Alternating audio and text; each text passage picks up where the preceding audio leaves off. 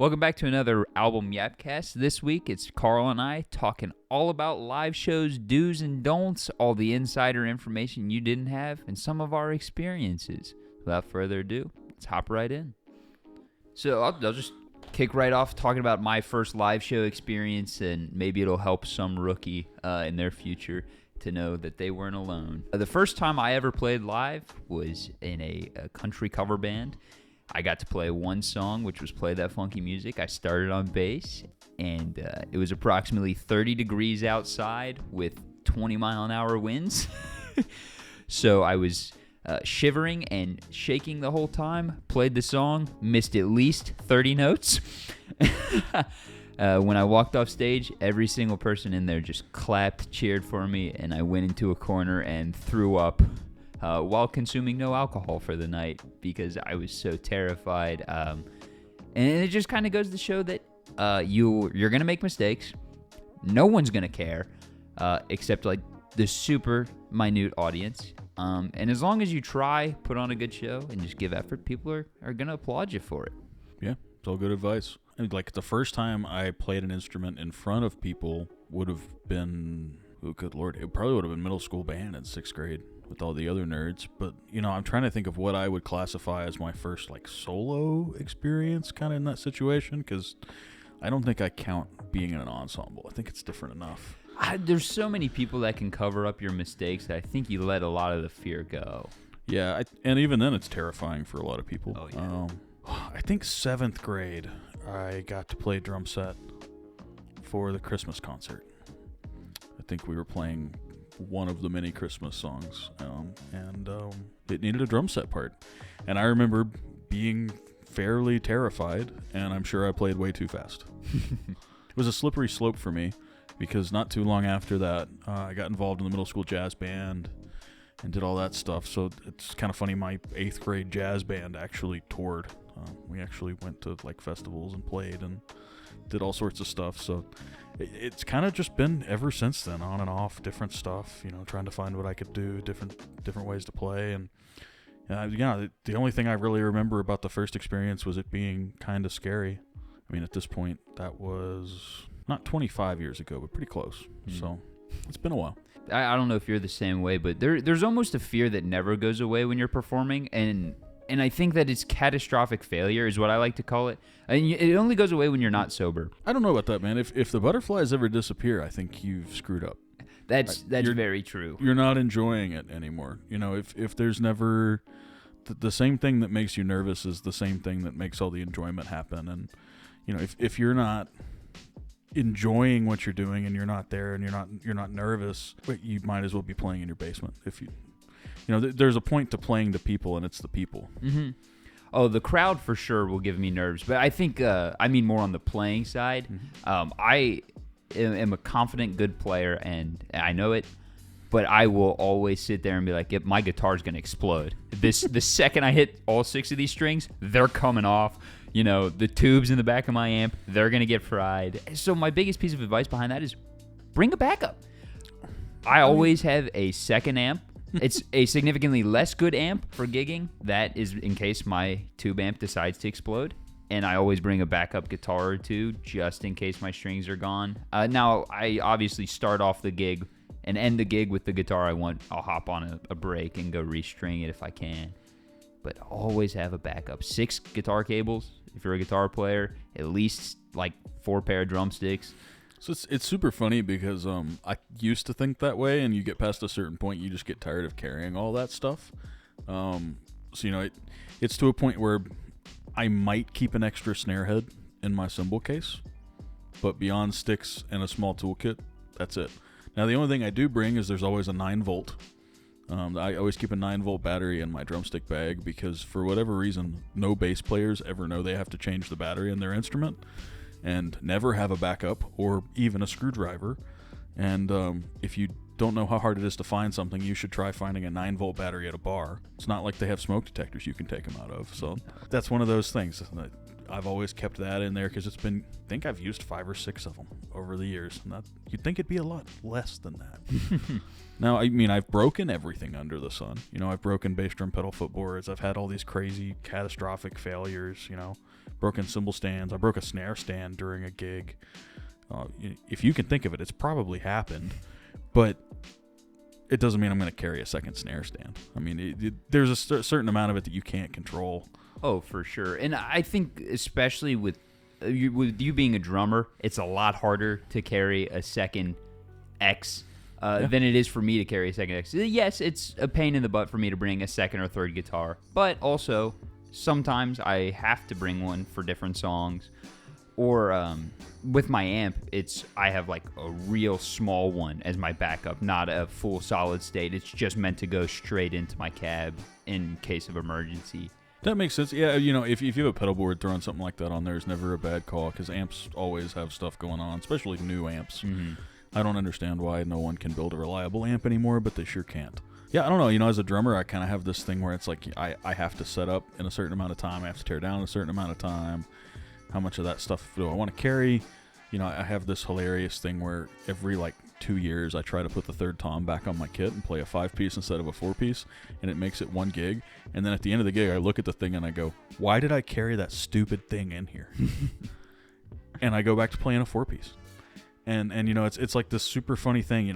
Occasionally I'll play a second snare, but 4-piece, 3 cymbals, that's it. I don't want to carry anything else. I just don't want to move it.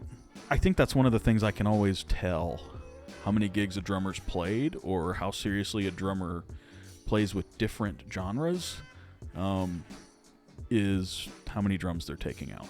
Because I can guarantee a lot of people would not be carrying anything above a 4 or 5-piece kit and, maybe 6 cymbals if they were carrying their own gear. Mm-hmm. And that's everybody. Yeah, I can attest to that. And it's, when you go into a studio, that's what's set up. You might get, on a big studio kit, you might get 4 toms. So, it kind of depends. But I was going to share is one of the crazy things we were talking about, kind of gig stories and things people that always kind of misconstrued. Funny one for me is the bigger the gig, the less scary they are. I agree so much. So, it's funny because people get so nervous about playing a bar gig or, they go to their first bar gig and they're seeing their friends. And when you're standing at roughly the same height, if you're on a small stage and you can see the entire audience, that's totally different than a festival. If you're playing at a festival, you've got in-ears in, you can't hear anything other than exactly what you need to hear. You literally can't make out anyone in the audience. There's an audience, you can hear them screaming, and there's power in that. But there's nothing, it's nothing like playing to a club of 20 people. It's wild. I think it's harder to play to, well, maybe not 20, but 50, 100 people than 20,000.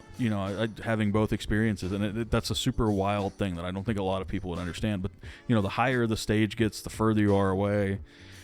I mean, a lot of the stuff, even when I play on Sundays, depending on how they run the lights, I can't see the people in the church sometimes. So it's kind of funny. Mm-hmm. I mean, even just to add on to that, when you invited me to go play with you guys, shitting bricks the whole time. And I know, mind you, this is in the back of a VFW where I'm told at most there's going to be 20 people there, which is like the scariest thing you can ever hear. And then a show that unfortunately got canceled, I was invited to go play with Max and Joey, A Harmless Habit, at an emo night event. And I took it the second he offered it. He was like, hey, come play this Fall Out Boy song. I'd never played it before, never learned it. And I was like, yeah, I got this. Because I was like, I'm not going to be able to see anybody in front of me. It's just going to be pitch black people. I'm going to be up there with my friends, having a good time. And that's also really hard to feel because the crowd feel is so different in a concert venue. You don't need to see them because you can feel them. You can hear the you can feel all of it. You can hear it all through your ears. But when you're at a bar, you're watching people unequivocally not pay attention to you while they're drinking their Coors Light and eating an overpriced burger. And you're the entertainment. And it's about 50-50 if they give a shit about you. Yeah, I those gigs are totally different. I call those wallpaper gigs. You're there to be wallpaper.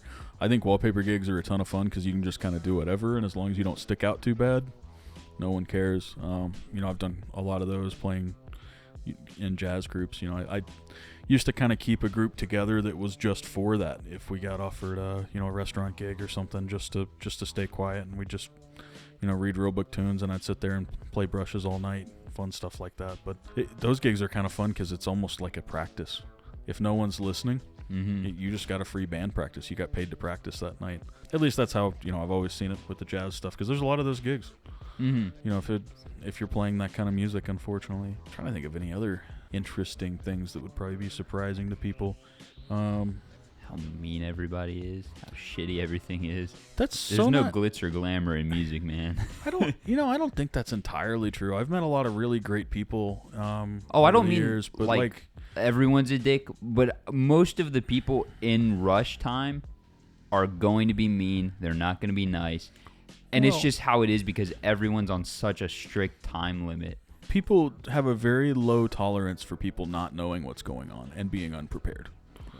That is probably if someone's yelling at you or someone's mad at you, with the exception of a sound guy, just because they're always mad, it's usually because you don't know where you're supposed to be, or you're in the wrong place, or you're interfering with something. It takes a lot of people behind the scenes to put on, especially a bigger show. Mm-hmm. It's not just for people's safety, but there's a lot of other stuff. Who's the Brown M&M's band? Is that Led Zeppelin that did that? That was Van Halen. Are you sure? 100%. Okay, so the thing with the Brown, you're right. Green M&M's or brown?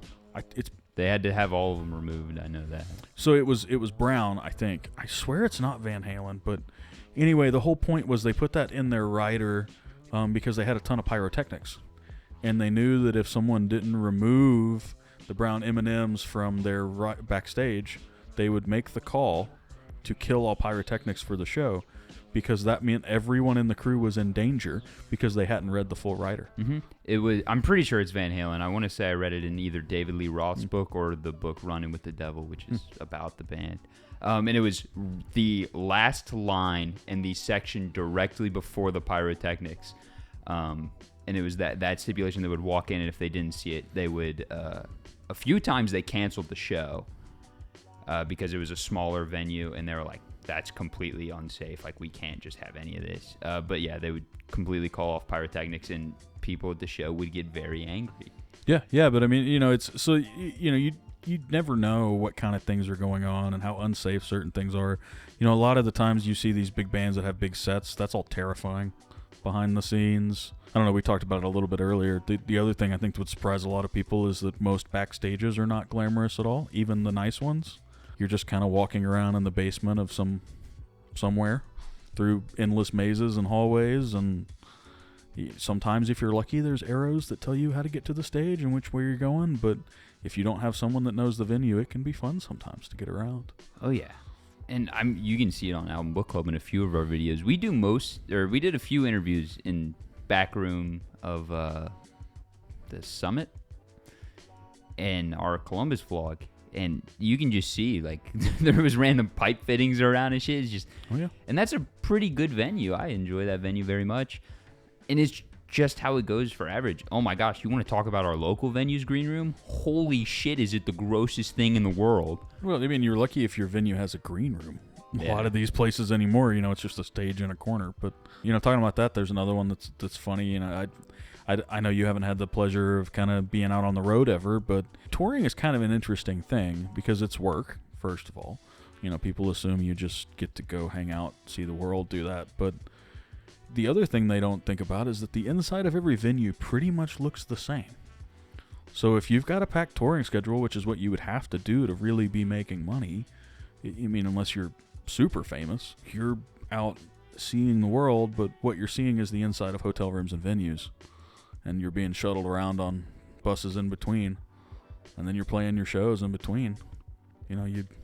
Between setup time and everything, you probably have 5 or 6 hours a day into that. How much time are you sightseeing? The answer is meals, if you're lucky. You might get a lunch in each city. So, it's It's another one of those kind of interesting misnomers, I guess a lot of people that if they weren't from that scene wouldn't know. And some bands do it better than others. Some tour managers do it better than others. You know, with the few segments I've done, you know, it's a pretty big difference between someone who is a business person and schedules a bunch of PR events every single day, or someone who is a musician and schedules some PR events and then stops at a theme park for a day off or something funny. You know, I've been lucky to have mostly good tour managers and mostly good experiences doing that. Worked with great people over the years, but that being said, I also don't have a ton of experience doing that, so I don't have any cool horror stories about that. No stolen gear from shows? That's something that happens a lot. You know, it's to a point where it could be... I have heard stories from other musicians that musicians steal gear just to keep other musicians from having it even. It's not about people needing money. It could be your buddy that you think you trust coming in and taking all of your gear so that you can't play the gig that you got instead of him. As much as it's unfortunate, that stuff happens. You know, it's a pretty cutthroat business, pretty cutthroat industry. You know, there's stories of a famous band going into bars and beating up bands to take their gigs and get paid, throwing them out back and playing the rest of their set, and they were the ones that got the check at the end of the night. That was in the 80s, so you know, it wasn't that long ago, but you know, there's a lot of stories like that, a lot of stuff I've heard from different people about stuff like I guess that one with the story of the bands beating up other bands, that was in LA, so that would make total sense. But the other story I was talking about was in Nashville. The guy took all of his gear and actually took it out of a recording studio because he was taking recording gigs from him. Oh my gosh. Took all of his drums out the back door, and it was his hero. His hero came to see him, and he wouldn't tell me the guy's name, and I won't tell you his name just so the story doesn't go around. But you know, he had his hero come to the studio one night when he was working on stuff, and they talked and had drinks and, you know, were carrying on, and he was asking him how busy he got, and he goes, well, you know, that was a really good conversation. Do you have a back door? I think I parked around back. And he said, yeah, sure. And he wasn't thinking. And when he came back the next morning, all the drums were gone, all the cymbals were gone. So, like, to that effect, you know, if I play a gig, my cymbals come with me everywhere I go. You know, drumsticks don't get left anywhere. You know, God forbid a drunk chick comes up, starts playing my drums. You know, that's a bad thing for everybody. And I know a lot of people are the same way. You know, one of our mutual friends of the channel, whenever he's on the road, he carries his guitar case literally everywhere with him, whether it's into the gas station, out of the tour bus. He carries it literally everywhere he goes. And people make fun of him, but he still has that guitar. Yeah. So I've had to go shoo people off stage going and picking up my telly. I'm like, what are you doing? I don't understand it, and I understand alcohol plays a big role in all of that, but there is no way that anyone can ever think it's a good idea to go grab someone else's gear to go play it or anything. There's a difference between being invited on stage to sit in and just walking on stage. Those are very different things. And no matter where you play, you're always going to have people that walk on stage or always want to walk up to you. And, you know, a lot of times it's not for the best. You know, a lot of times it's, oh, well, I want to prove to you I'm better than you. Or, you know, oh, I can't believe you have this gig. I could have it. That's always been my experience. You know, it's kind of like, that's a interesting thing to say to someone, you know. But on the other side, you know, this was advice that I'll give anybody that's listening. I don't care whether I have a good show or a bad show. Somebody walks up to me and they say, hey, I loved your show. I will never look at them and say, man, that was a bad one. You should have been at X and X day. Oh, no. No, I 100% will say, well, thanks for coming. You know, thanks for coming. I'm glad you enjoyed it. For sure. We had a ton of fun up there. You know, whether or not I just had the most miserable show of my life and, you know, had in-ears go out and all the crazy technical trouble we always deal with. It's just anything you can do to kind of be nice to people. You know, that's the only thing I've been really... I think what we do has taught me that more than anything is... We're entertainers first. Well, no, it's just that famous people are people too. Yeah, that's a huge thing, man. You know, like it doesn't matter if they've been your hero since you were 6. Like, that doesn't mean they want to talk to you about it. I never can understand that because, I mean, we deal with it so often, like sending these messages to people to get interviews. It feels like a little wrong to our perspective, but then it's like also people want to talk about their music when they're passionate about it. And not everyone wants to be bothered all the time about it. You just got to know when and where. And a show is a great place to go tell a musician you like their music. I think that's the perfect place to do it. Well, you shouldn't walk up to a football quarterback at a restaurant and demand his autograph. It's the same thing. It's not just musicians. It's everybody all the way across. You got to be a person first, and then you're only a musician when you're at work for most of these guys. It's kind of, there's some separation there. But I don't know. I haven't had any terrible experiences, but I haven't met a ton of my heroes. I've had some pretty not great experiences, but never terrible. I mean, a lot of times it's just people are having a bad show. Or people are in the middle of something. Or, unfortunately, a lot of females are very uncomfortable around males giving them any kind of compliment or talking to them at all. That's just an unfortunate reality. I've had that when I've met different local bands. But, short of that, nothing crazy. I've had a lot of sound guys yell at me for trying to help. Yeah, I've had a few of those. Well, it's just, at the end of the day, as someone who's a trained recording engineer, I try to stay out of their business, but if they're doing a really bad job, I don't mind to try and help. If it's like I can't discern where the band is, I will usually say something to them. Or if I can tell the band doesn't have any monitors, I will usually say something to them. There's always constraints too, don't assume that just because the band sounds bad that it's the sound guy's fault. Could also be that they have crappy gear. Could also be that they're really limited in what they can tell or what they can hear. There's all sorts of different stuff going on there. That's a very hard and very thankless job. The band sounds great, it's their fault. The band sounds bad, it's the sound guy's fault. So, it's kind of a interesting catch-22 there. Yeah, I always run we're the sound guy. The band does it themselves. I also don't run in-ears on stage anymore. I tried it for like one show and got rid of the whole system because it cost way too much and was not as effective as I wanted it to be. You got to do something. You got to figure out how to get hearing protection and make sure you're okay. I run earplugs and then stage monitors. See, I don't like that much stage volume. Even as a drummer, I don't want to have monitors. So when I first started playing, I played with an 18 with a 15 on top pointed directly at me, sitting right behind the kit, because that was the only way I could hear above playing. And while I do miss the bass pretty often, I don't have any of the fancy, what do they call those things? They're colloquially known as butt kickers, but the little vibration drivers. A lot of people mount those to their drum thrones so you can get the low end back that's missing from your in-ears. But, I don't have any systems like that. But so I do miss bass, but my ears have thanked me so much.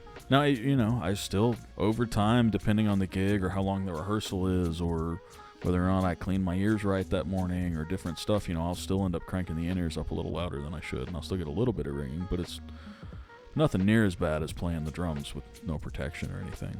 And I think a lot of people just glance over that. A lot of people don't use any hearing protection, don't think they need to, but stuff's loud.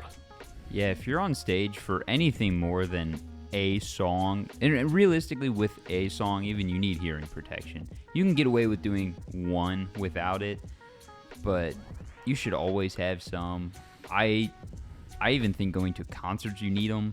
If you're sitting in the back, bring them just in case. I've had to play shows with my AirPods in on noise cancellation mode just to make sure my ears aren't going to get destroyed by the end of this, and I can still hear what I'm doing. See, that's funny because I think the whole problem with that is people that don't have any control. Because as a drummer, I can't stand the way we're set up on Sundays when I play, but they can't take the cage down because they've never had a drummer that understands dynamics before.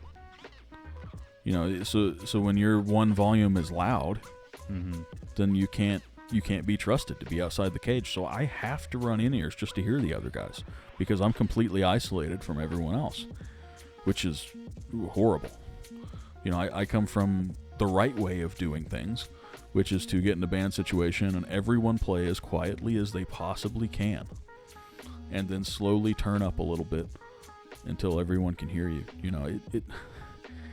There's no benefit to being loud. Other than, I guess, maybe people thinks it looks cool. But it's it's cool in the same way that smoking is. It's cool in the way that it hurts you. I will never understand that ever. I will never understand the want for an amp over 25 watts. I will never understand the want for, just ear-deafening loudness on stage when we're at a point where, with the exception of the drums, we can have complete stage silence, or very close to, and everything just be better. And we can have microphones where we want them to be, and there's going to be no feedback, and there's going to be all this stuff. And I mean, especially, God forbid, you're running tracks, you have to have all that stuff set up on in-ears, otherwise you can't play along to them. Nowadays, a lot of bands have to have that because they're on tracks whether you think they are or not. Almost every band you see is probably running tracks.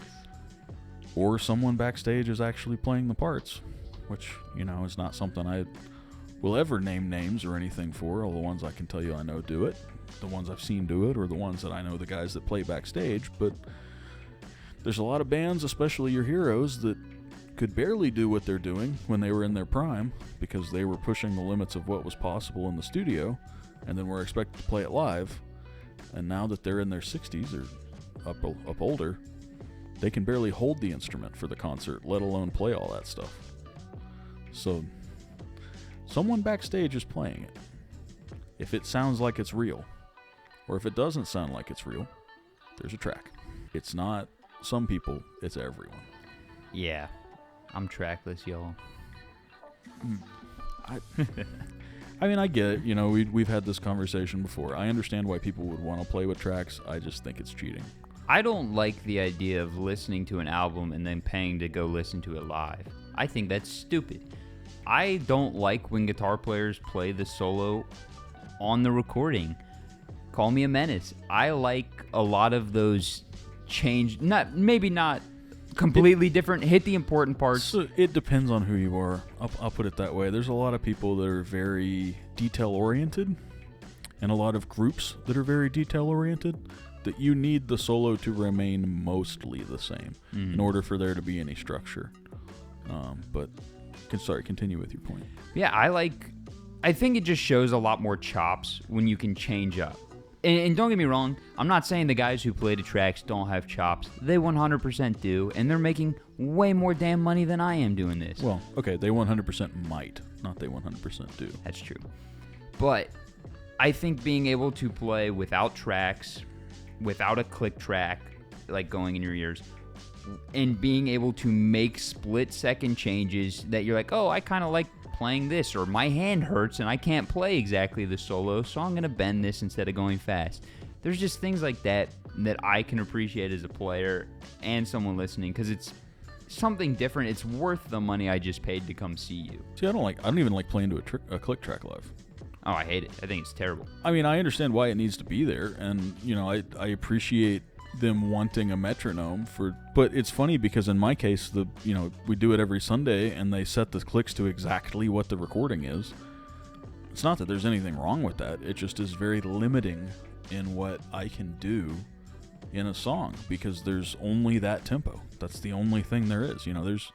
There's other things you can do that aren't exactly in time, and it kind of kills the organic feel of the band. But again, it's different stuff. We talk about that in recording all the time. It's what's the workflow, what's the work process, and most of the genres I enjoy are more of an organic, the band gets in and plays together thing, not a you lay tracks over top of each other and do this, do that. I don't think that's a very real way to make music. It's the equivalent of getting a McDonald's cheeseburger by the time it's so processed. And I really don't appreciate when people do that live. I think a lot of it comes back to, or at least our viewpoint, mine, I presume yours, on it's band point, friend point, life point, whatever. Yeah. I play with people I'm having fun with and I want to be there with. And when that happens, you don't want the click track. You want to jam out a little. And that's because some songs are too slow or some songs are too fast. Well, I mean, back to the food thing. It's the same reason I won't eat at Applebee's. I can microwave a cheeseburger at home. I don't have to go to a restaurant to have someone microwave a cheeseburger for me. I don't want to go to a venue to hear the recorded track with them talking in between. The other thing I really don't want is some rant for 20 minutes in the middle of the concert. Unless you're stalling for something, any artist that just plans on talking in the middle of the concert for a long period of time drives me nuts. And anytime they start going on political rants is even worse, let alone if they pull out a gun and start firing it in the air. Sorry, I'm just not a Ted Nugent fan. But, there's just a lot of that stuff. There's a lot of concert etiquette that's pretty terrible nowadays. If we're going to go down that topic, the big one is people don't move at concerts anymore. And it's one of the most depressing things I've ever seen. So, like, if you're watching this and you're a young person, because I'm not anymore, I guess. Yeah, I said that like such an old man. No, if you're going to a concert, the point is to move and let the band know that you're enjoying what they're doing. See, I'm bad about that because I'm just awkward. I will just sit there and listen and take it all in. So I stand in the back. But it doesn't matter. There's no shame in a concert situation. I mean, I have no shame for the in most it. part. I just lock in on what's being played. Yeah, I mean, it's human nature. If you look at something, you'll hear it more because you're paying attention for. If you know what it is, like what's being played. Yeah, we call it the triangle theory because I call it the triangle theory because in percussion, if you play the triangle, the only way anyone will ever hear the triangle note is if you hold it above your head and play. You're playing at the same volume as if you hold it down here, but if someone doesn't see the triangle, they don't know it's there. Mm-hmm. And I'll just start watching each individual player, and by the time I realize that I'm locking in on everyone to hear their different parts, the song's over, and I didn't move. Yeah, do you not move on stage? Oh, I move on stage. Then just do the same thing. Well, it's a lot easier when I have a guitar in my hands because, I mean, I can, like, obviously, sling it up in the air, start headbanging and stuff. Yeah, just do that. That's all you have to do. I don't care. You play air guitar in the audience. Like just move. You know, we've been to a lot of shows, or I've been to a lot of shows recently that just felt dead. People are just standing around doing nothing. And I think a lot of that's the leftover COVID energy and us just being awkward around human beings because, it would have killed us to be around them for a year or two of our lives. So, yeah. It kind of messed with all of our headspaces. But I think it's also, I don't know if you've seen it, but every concert I've been to in the last 6 months has either been oversold or undersold. We're either shoulder to shoulder or there's 50 people tops in a venue that holds 200. Well, I mean, that's everything. Mm-hmm. They want to oversell all the time, but they almost always undersell. That's just kind of how it is. You always want to book for slightly more than you think you're going to get. But at the same time, if you want to hit a target area, think about it. There's realistically only 6 or 7 venues in every area. Mm-hmm. There's not really. I mean, if you sit and think about it, yeah, you're either going to play the stadium, you're going to play one step down the stadium, or you're going to play the theater. And you might be lucky and have 3 or 4 theaters, or you might have 2 secondary venues, or the place that's the secondary to the stadium might have a theater built in, but you don't have a lot of choices. And it's not like many bigger bands that you're going to have heard of are going to tour the bar circuit. Not anymore, because there's too many guys that are weekend warriors playing just to get their beers covered, so they're never going to make enough money to drive from wherever they're coming. And there's nothing against being a weekend warrior. It's just you have to be worth the money you have to be worth. And if bars are used to paying guys that don't care if they get paid or not, you're not going to take the gig. So, it's kind of an interesting music scene to be in for that, just because you have to find other income streams. You have to get online, or you have to sell merch, which is a big one. Which is why there's a lot of fight over venues taking some of the merch. There's the reason vinyl's big is because they get a lot more out of a vinyl sale than out of a download. So any sort of physical thing is a great way to help a band, but there's got to be other income streams because they're not making it from touring anymore, unless they're playing stadium tours. Yeah, I mean most tours, at least since the 80s, are built on we're gonna pay you, you pay us back, and I think the debt is only getting larger and larger, but that's because at-home studios are so popular. And thus, studio time, for real studio time, it just costs more. Well, for real studios barely exist anymore. But, it's a really interesting thing. Because what happens is someone pays $1,800 for a Taylor Swift ticket. And then they want to go see a local band. So they only have $30 to spend on a local band. Yeah. So what's happening is the same thing that's happening in the entire economy. A few bad eggs are taking all of everything. And there's nothing left for anybody else. It's becoming more spread. It's funny because I talked to guys that played in this area in the 80s, and gigs are still paying the same money they were paying in the 80s, which is absurd. absolutely absurd. But gigs on average pay around the same for a local band as they did back then. Oh, yeah. 50 years ago. I say I'm lucky enough to be in a band that has been around for quite some time, made a name for themselves, and then we can get paid a little more than the average, but it's still not great. It's still not a lot. I mean, I couldn't play in this band full time if we booked out for the year. Right. So I mean, the only thing you can do as a local band and do it's weddings. Weddings are about the only time people actually pay money for a band to be there, or casinos. Some of the casino gigs are pretty lucrative, but that's because they're based on union scale other parts of the country. They're not based on local stuff. All right, guys, thanks for joining us for another Yapcast here. We enjoyed this one. Hopefully you did too. Don't forget to like and subscribe. Correct us in the comments. Do any of that great stuff. Thanks, and have a good one. See you.